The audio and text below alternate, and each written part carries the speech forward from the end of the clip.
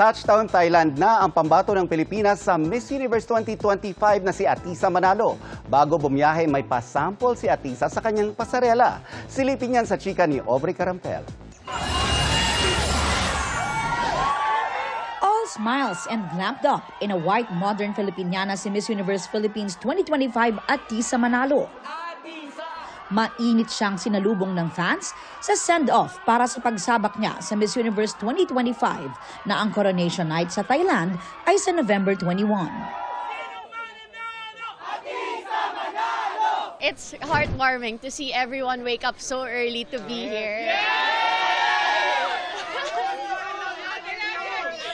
I really appreciate it. This is like the greatest push I can get before I leave and compete.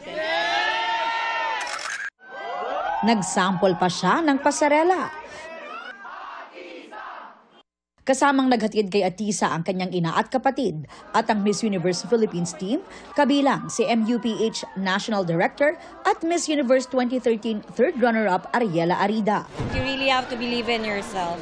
And ang sinabi ko rin is, laban lang ng laban, walang mapapagod.